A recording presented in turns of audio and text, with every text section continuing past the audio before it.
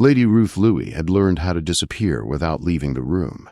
She stood in the far corner of the Piton ballroom, her back straight, her hands folded neatly before her, dressed head to toe in black silk that drank in the candlelight instead of reflecting it. Around her the room glittered, chandeliers burned bright. Music floated through the air, laughter rose and fell like waves. Yet none of it belonged to her. For 3 years this corner had been her place, not by accident, by command. Her father had ordered it after the scandal. Black dresses, severe hair, no smiles that could be mistaken for joy, no dancing, no standing where she might be noticed. She was to attend society events only to remind others what happened to women who lost their reputations, a living warning dressed in mourning for something that had never died. Ruth was 28. Once she had been considered beautiful. Once she had been admired.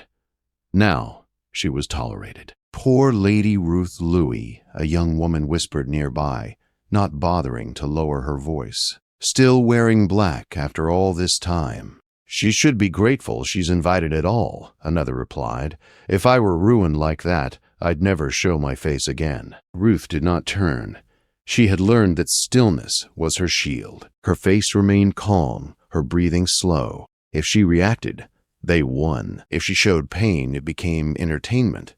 3 years ago, she had been engaged to Viscount Edmund Hartley. The wedding had been planned, the invitations sent, the church prepared. Then, one morning, everything collapsed. A letter, accusations, servants willing to swear lies, and Edmund standing before her with a face full of disgust, telling her he could not marry a woman of such character. She had begged. She had sworn innocence. It had not mattered. By nightfall, all of London knew. By morning, she was ruined.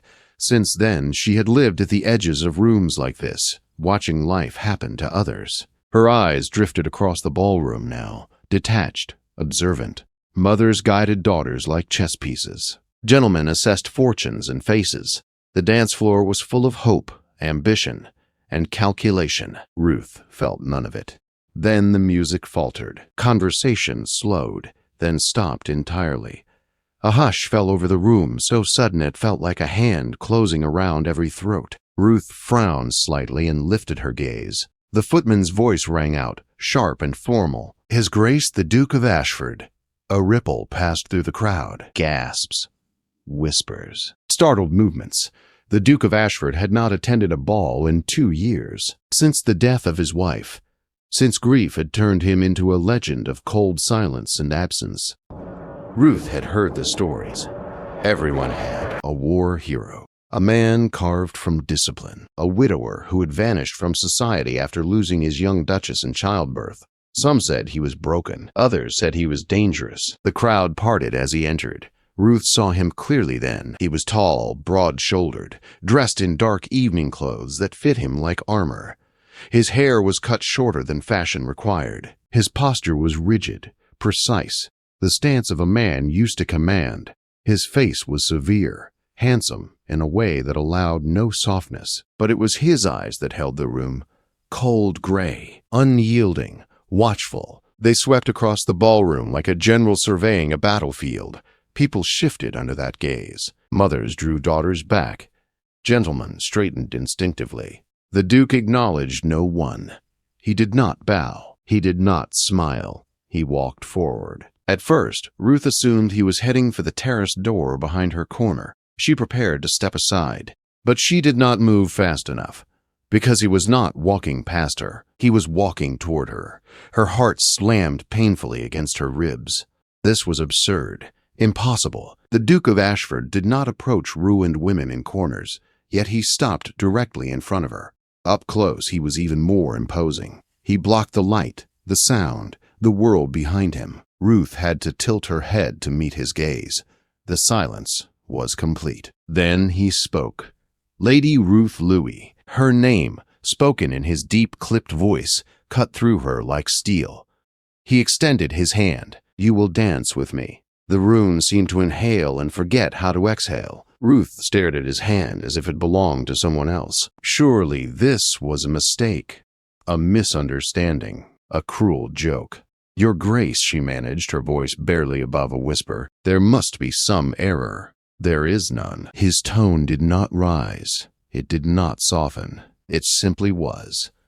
"I do not dance," she said quickly. "I am in mourning." One dark eyebrow lifted slightly. "Mourning for what?" he asked.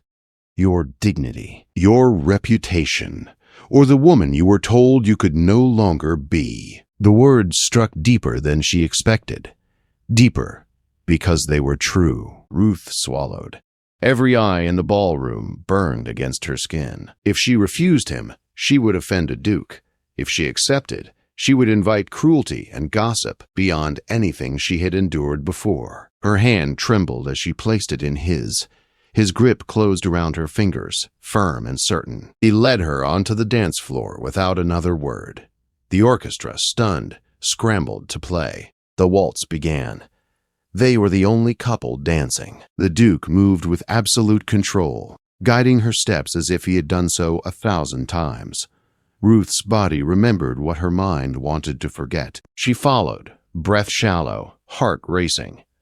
"Why are you doing this?" she whispered. "Let them stare," he replied calmly. "I have faced enemy artillery. I can endure gossip." "I cannot," she said. "You do not understand what this will cost me." For the first time, something shifted in his expression. Not warmth, recognition. "And you do not understand what it cost me to walk into that room." They danced in silence after that, two isolated figures moving together beneath 1,000 watching eyes. When the music ended, he released her waist, but not her hand. He bowed. She curtsied automatically. Then he leaned closer. His voice meant only for her. "Tomorrow, Hyde Park, the Serpentine. 3 o'clock, I will expect you." He let go, turned, and walked out of the ballroom. Ruth stood alone at the center of the floor. The whispers began instantly. Her mother seized her arm moments later, furious and frightened. "We are leaving," Lady Constance hissed. But Ruth barely heard her. Tomorrow, Hyde Park. For the first time in 3 years, someone had not looked at her like a warning, and she did not know whether that terrified her more than the corner ever had. The carriage ride home felt longer than usual. Ruth sat rigidly on the velvet seat, her gloved hands clasped in her lap, staring at nothing while London rolled past the window. Her mother sat opposite her, lips pressed thin, eyes sharp with anger and fear. Beside her, Ruth's younger sister Beatrice shifted uncomfortably, curiosity battling caution. "What did you say to him?" Lady Constance demanded at last. "What encouraged the Duke of Ashford to make a spectacle of you?" "I said nothing," Ruth answered quietly. "He came to me."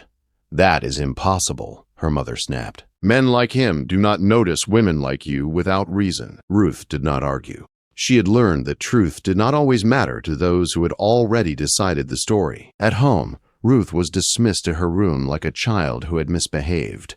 She sat at her dressing table long after Sarah finished unlacing her gown. When the maid finally left, Ruth reached up and slowly pulled the pins from her hair.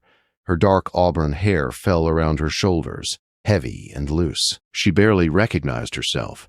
The woman in the mirror looked older than 28, but also sharper, harder, like someone shaped by storms. The Duke's words echoed in her mind, "Mourning for the woman you might have been." A knock came at the door.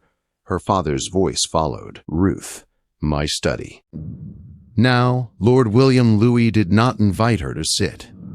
He stood behind his desk, hands braced on the wood as if restraining himself.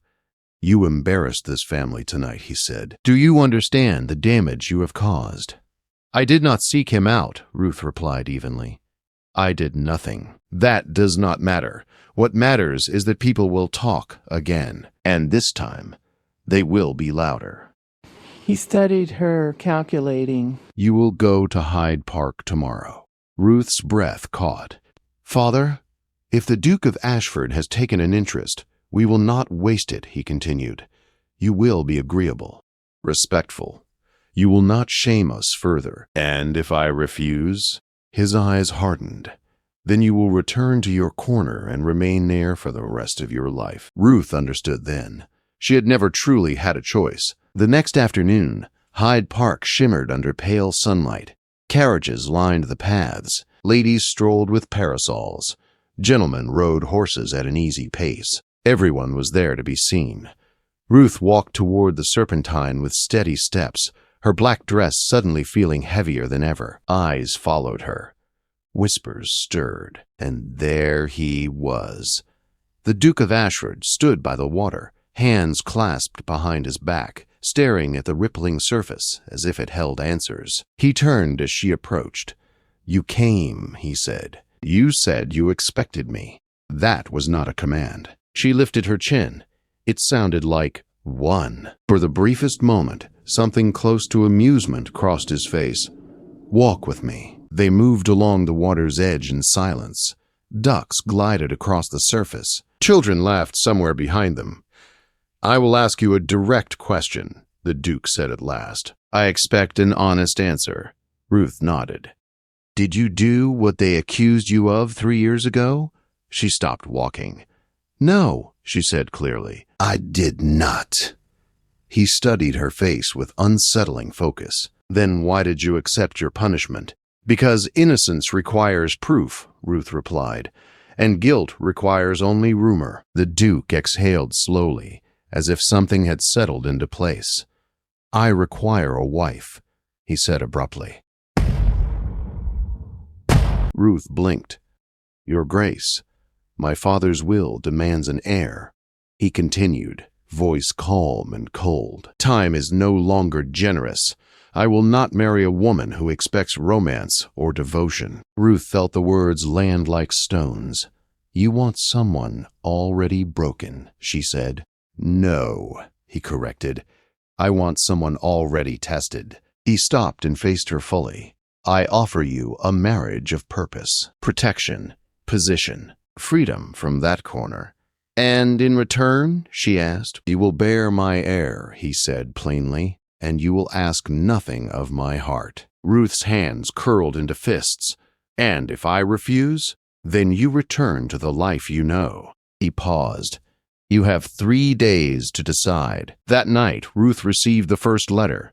No signature. Crimson wax. "Return to the shadows where you belong." Her blood ran cold. The next morning, her former friend Beatrice Thornton confirmed what Ruth had long suspected. It was Miranda Hartley," Beatrice admitted. "She destroyed you." She was obsessed with the Duke even then. The pieces began to align. Meanwhile, at Ashford House, the Duke confronted his brother Edmund, newly returned from abroad, nervous, polished, smiling too easily. The mention of Catherine's name drained the color from Edmund's face. Something was wrong. By evening, Ruth received another letter. "If you marry him, I will destroy you both." The same crimson seal. The Duke arrived at Ruth's home the next morning. "I am revising my proposal," he said once they were alone. "We are being threatened by the same enemy." He spoke of his brother, of unanswered questions, of his wife's death. "I propose an alliance," he said. "We marry." And we uncovered the truth together. Ruth looked at him. Truly looked. Not a rescuer, not a tyrant, a man tired of ghosts. "I accept," she said. Outside, London whispered. Inside, war had been declared. The days leading to the wedding passed like a storm gathering strength. London whispered without pause. Some said the Duke had lost his mind. Others said Lady Ruth Louie had bewitched him. Old rumors were dragged from their graves and dressed in new cruelty. Invitations arrived, only to be withdrawn. Smiles were given with tight mouths and colder eyes. Ruth endured it all in silence. But this time, she did not stand in a corner. She stood beside the Duke of Ashford. On the third evening after their engagement was announced, a letter arrived at Ashford House. Crimson wax. Ruth recognized it instantly. George read it without comment. His jaw tightened. His eyes darkened. "She wants us to call off the wedding," he said. "Or she will expose my wife's death as suicide." Ruth inhaled slowly. "Then we take her weapon away." Colonel Whitfield returned from Brighton the next night with the physician who had attended the Duchess Catherine. The man was pale and shaking, his guilt worn openly on his face. She took her own life, the doctor confessed. She was with child, and the Duke's brother paid me to hide the truth. Silence followed. The truth was heavier than Ruth expected. She saw the pain carve deeper lines into George's face, but he did not look away. She left a letter, the doctor continued, naming Edmund. The decision was made that night. The truth would no longer hide in shadows. Lady Piton's ball was crowded beyond expectation. No one wanted to miss the spectacle of the Duke and his scandalous bride appearing together. Ruth entered on George's arm wearing deep midnight blue. Almost black, but not quite. The color of transition. Eyes followed her. Whispers rose. George waited until the music stopped. Then he spoke. "My wife did not die in childbirth," he said clearly. "She took her own life after being violated in her own home." Gasps filled the room. "My brother committed that crime. Edmund tried to flee. He did not succeed. Under the weight of witnesses and truth, he broke. His confession spilled out in sobs and desperation. The physician confirmed every word. The room reeled. Then Miranda Hartley stepped forward, fury twisting her beauty into something sharp and ugly. "You failed her," she accused George, "and now you marry another broken woman to soothe your guilt." Ruth stepped forward before George could speak. "You destroyed me," she said calmly. "You forged lies. You paid for my ruin. And when I survived, you tried again." George produced the letters. Miranda's composure shattered. She was removed from the ballroom in disgrace. Silence followed. Then applause, slow at first, then certain. The truth had won.